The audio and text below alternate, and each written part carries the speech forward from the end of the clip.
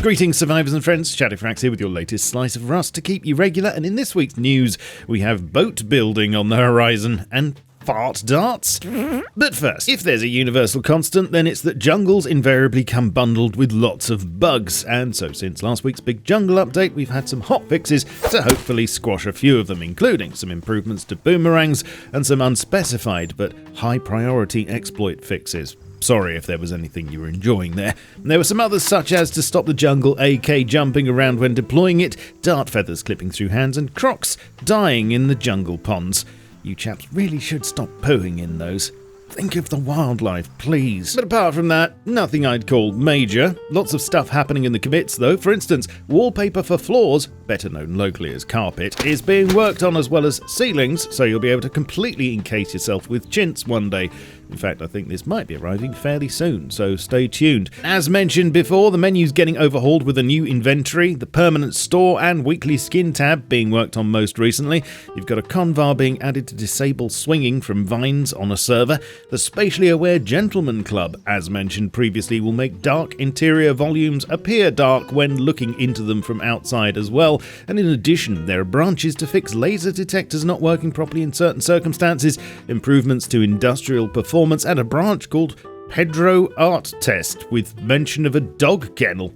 Does this mean pets are being resurrected out of concept limbo? Interesting. This week is yet another hack week, and by the looks of it, one of the biggest we've seen for a while, with some wild ideas. So let's take a look at what the team are really interested in developing in no particular order. And just remember, as this is a hack week, everything here mentioned is subject to change and may very well never make it into the game, but please let me know if any of them spark joy. Tom is working on a flare gun, which would definitely be cool. Personally, I'd just make it so you could put flares into an Eoka and make that an even more useful item. Flavian is working on a couple of things. Firstly, a rotating platform you could deploy items onto and that would do a 180 when powered.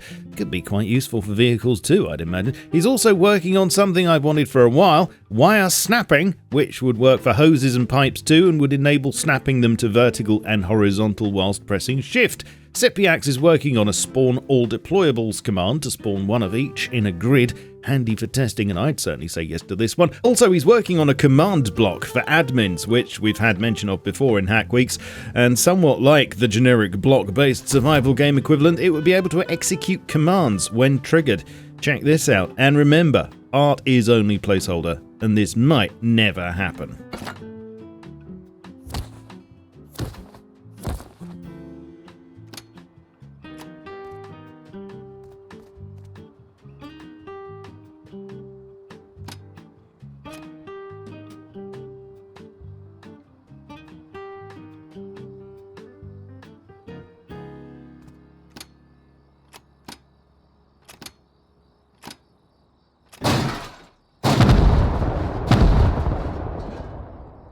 We've got a branch called Volumetric God Rays, which is pretty self-explanatory. A Boleodorus, or Bolas as it's also known, a South American throwing weapon made of balls on a rope, so you'd be able to wrap your balls around someone's legs and make them fall over.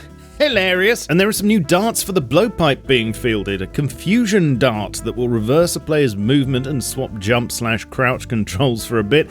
A deafening dart that mutes all audio for 10 seconds. And most excitingly, a fart dart, a stackable flatulent dart with more darts equaling more farts. And these will be heard and seen by everyone, giving away your position. Would that mean you'd emit some kind of gas as well? Would the colour depend on what you've been eating? So many questions about this one, and I really hope it happens. There's a Hack Week project for animal modifiers, which would make incapacitate slow effects work on them too, and one new commit on the drawbridge, which, as you may recall, was part of the previous Hack Week too, although I am informed that it hasn't really progressed any further, but hopefully one day it will happen. That's mostly what's happening in Hack Week so far, but there are some more definite things on the horizon too. A single commit regarding livestock animals with a cow model.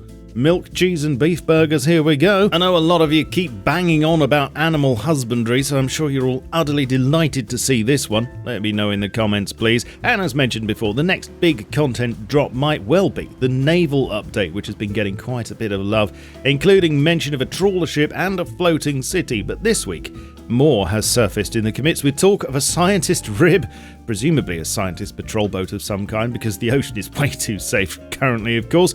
And most intriguingly this week, a branch has emerged called boat building. And although there's not a lot of detail, we can tell from this that there'll be a boat building station deployable and various boat parts that can be bolted together, including square and triangle hull and wall pieces, corner pieces, low walls and barriers. Could this be what we'll get instead of floating bases? Will this be like some kind of modular tugboat, or just a new customizable form of transport? What would you like to see? As always, I'll bring you more on this when I get it, so stay tuned and I'll let you know when I can. Leave a like and a sub, check me out on my socials including my Steam group, and you can support my work here via YouTube membership, super thanks, and on Patreon. I shall catch you all soon, but in the meantime, keep calm and stay rusty. Cheerio. Think of the wildlife, please.